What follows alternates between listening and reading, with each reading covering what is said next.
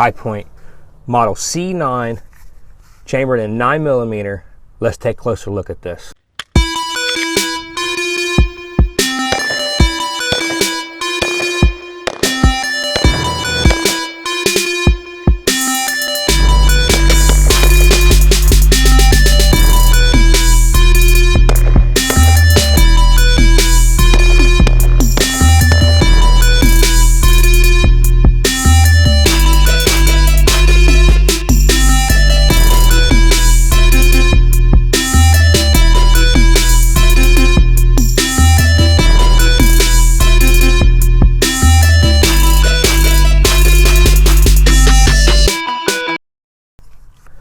Hipoint. They've been making firearms for many years now, and they've grown to be a very, very popular gun. Love them or hate them, they're here and they're here to stay. So let's go inside and let's talk about some of the features and why this gun is as popular as it is. Love it or hate it. Let's head inside. Okay, first off, let's safety check this firearm by pulling the magazine out and ensuring that the chamber is clear. Okay, so let's go over some key talking points here whenever we talk about a firearm. First one's going to be usage, home defense, CCW, range, training, and bug out. Home defense, I'm going to say no. Not if you have better options, obviously go with that. This is a 8+1, but hey, if this is what you have, this is what you have. It's better than the cops on the phone. CCW, again, I'm going to say no. The weight to round ratio just don't add up. It's a really heavy gun and light on your rounds. But as I said before, if this is what you have, this is what you have. There are a lot of people that are carrying these firearms, and I've personally carried these, but now I'm at the point where I have better options. I have guns that weigh less, that hold more. So, range and training, that's where this gun really comes into place. Range and training, prime example, I took this gun out and I had my 7-year-old out, and I had his brother, and I think he's 11 years old, and they're growing from small caliber handguns and rifles to the his brother is now shooting .410, and they're wanting to shoot handguns. Clearly I only put one round in a magazine and let it go, let them shoot it, and it was empty. So basically single shotted it for them. But between this and the Glock 26 that I had out there, they actually liked shooting this more because it was heavier and it didn't recoil. It wasn't as much felt recoil. So for anybody out there that's new, that you're thinking about possibly training, this is a good little gun to get them started. I kind of figured they would like this one a little bit more as far as the recoil goes, but I was really surprised when at the end of the day I asked them which one they liked, and it turned out to be this one. Bug out, definitely. I mean, I've talked about this numerous of times. How many people can you arm for $100? And they are reliable. If you haven't seen my reliability test, I'll put a link in the descriptions for that, so you can go see just how reliable these guns can be. Firepower, that's where this gun kind of lacks, where this gun's kind of lazy. You got 8+1, that's 9 shots, and I think a 30-ounce gun. Not that great. It could be better, but it could be worse too. So ergonomics, besides nowhere to really thumbs forward on this gun, it's not too bad. I mean, the grip here, everybody talks about how bad the Glock is. This grip angle is the same on my 26. I mean, I could lay my 26 next to this and it's the exact same. So I mean, it fits like it's supposed to. It does have a high bore axe, as you can see, a heavy slide up top. But it's quite manageable. The recoil pushes more back into your elbows versus a muzzle flip recoil. And the grips here, they're shaped out. Everything seems to be nice. I have no complaints. I've been shooting Hipoints for years, and that was never any of my complaints. Accessories, they're growing. If you go on their website, there's some lasers that you can add. Here, some Crimson Trace stuff. There's some aftermarket stuff. There's no real sights or anything like that. As you can see, I actually just painted mine to match kind of the same sight picture that I have going with all my carry weapons with the fiber optics. Just so if I have to pull it, it's a no-brainer. I know, look for that green sight, the front sight. Value. It's a great value. I mean, dude, I've owned numerous of these, and these are kind of like Hondas. As much as we all hate Honda, they hold their value. One of the best parts about having these is I think this is number 9 or number 10 C9 that I've had on top of the carbines. I've had one of the 40s. 145, had a couple 380s. Best part about them is if you're ever tight, you can always get rid of them, and they hold their value. You still get $150 used out of one, just because of the warranty. Buy it or don't, somebody else will.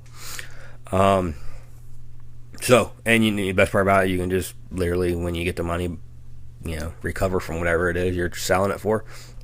Every store has them, so you can pick them up anywhere. Reliability, durability.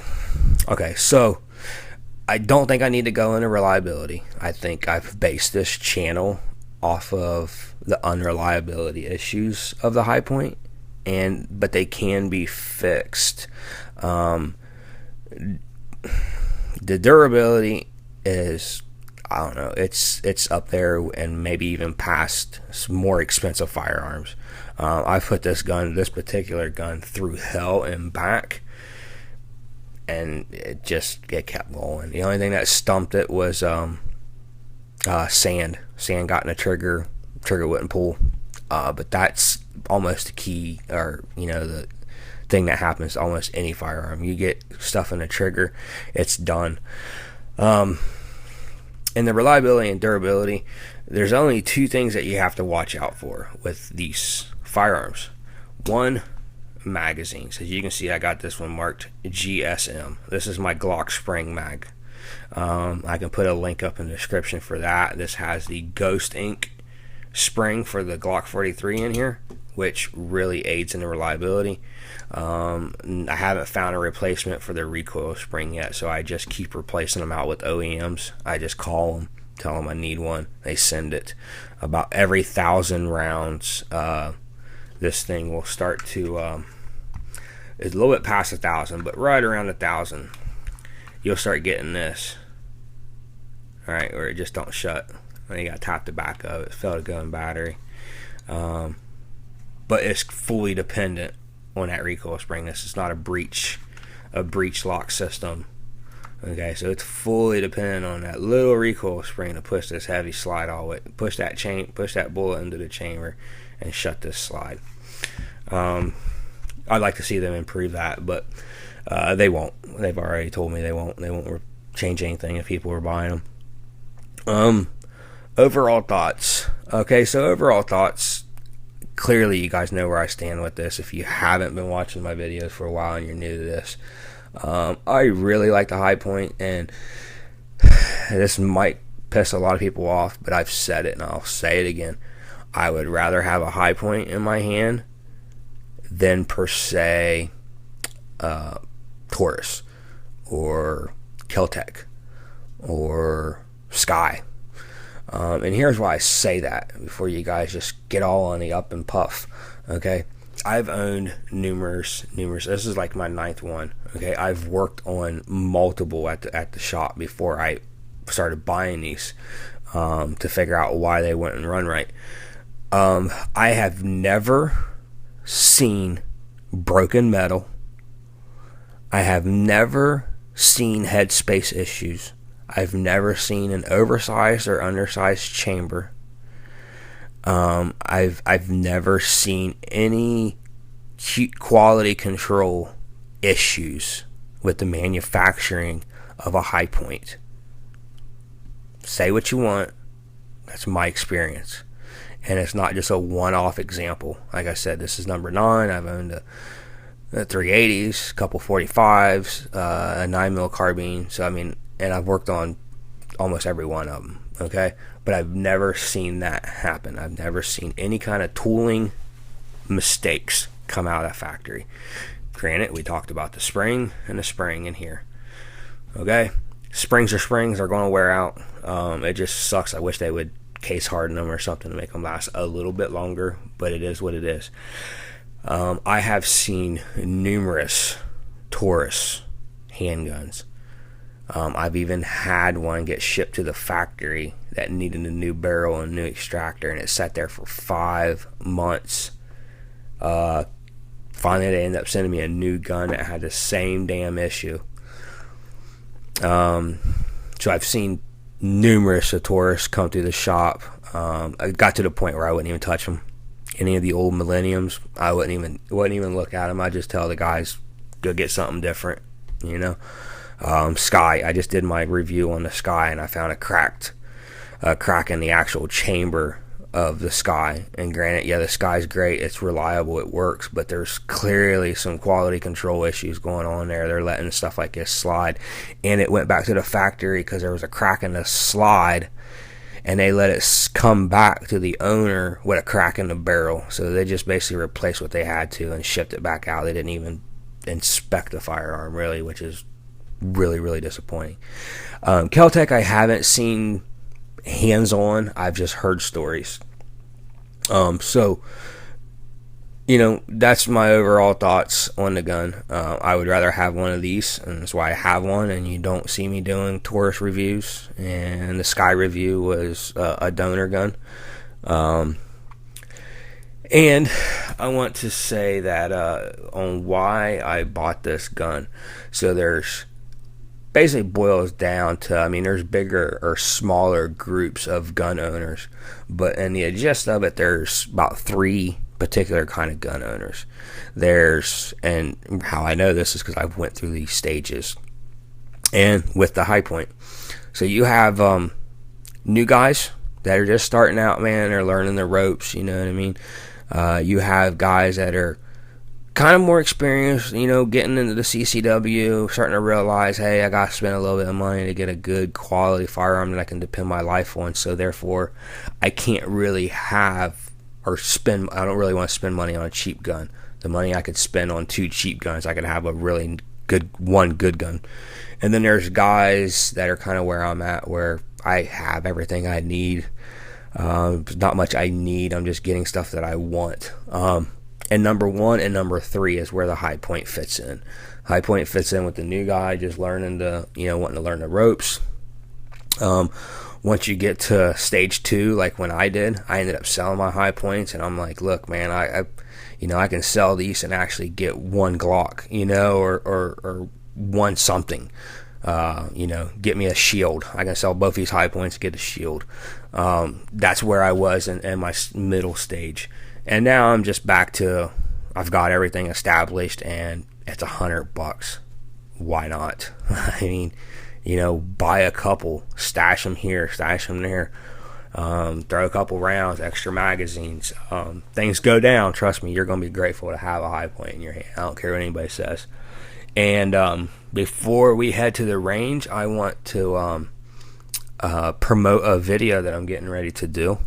I'm getting ready to put 1,000 rounds to this gun of steel Tula steel case ammo, and it's going to be a continuous. I'm probably going to time lapse it so you guys don't have to watch a 45-minute video, and I can break all the shooting clips down into, you know, 5 minutes, 6 minutes, 7 minutes. But if you haven't subscribed, man, you're going to want to. And then also next to the subscribe button, there's going to be a bell looking thing, and that's a notification. It'll actually notify you on your via email when I upload. So you're going to want to do that, man, because I'm already starting to buy a box here and buy a box there. And once I hit 1,000, once I hit 1,000 rounds, maybe even a little bit more, just to see if it stops after 1,000. We're going to take this thing out and we're going to run it. And I'm not going to turn cameras off, man. We're going to go full. We're going to go foot to the floor, bub. So, all right, man. Well, let's head on out to the range and let's just see what we can't do with this. I'm going to do a little bit of run, a little bit of heart rate, and just see how this gun reacts when under a little bit of a stressful situation. And hope you guys enjoy. So here we go.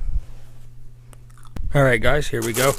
I want to thank you guys for helping me out with the channel by hitting the like button. It's a real simple process for you guys to help support this channel. All you got to do is hit that like button, and what it does is it helps me provide the ammo and everything I need to keep this channel going and to help keep your reviews coming. So if you've made it this far, please hit that like button, subscribe, share, add to favorites, all that good stuff.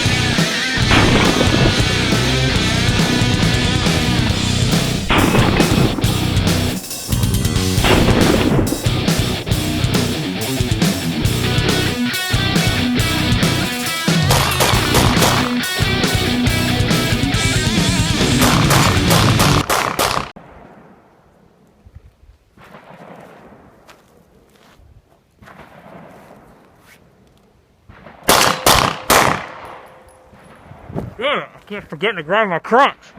That was the review on the Hipoint C9. This is the final thoughts of the video, and you know, the gun performed like it was supposed to. Although this is not a stock Hipoint. This one here has been heavily modified. I can put a link down in the description on the build that I did with this. The major thing with this is the magazines, which I have clearly covered that, and I would really like to see Hipoint really address these issues, because not everybody is mechanical, and you know, somebody's buying this gun, it needs to do what it's supposed to do, and that's work. Okay, it might not have all the bells and whistles, it might be, you know, ugly and everything else, but at the end of the day, it's supposed to do what it's designed to do, and that's function, right? So I'd really like to see Hipoint deliver with that, and just address some of the spring issues. And that's it. Like always, guys, thanks for watching. Hit that subscribe button, push the videos as much as you can, and like I said, if you haven't subscribed yet, you're going to want to, because I'm going to do a 1,000-round torture test of steel case ammo through this firearm. So once again, I want to encourage you to be performance driven in life and demand greatness. Thanks for watching.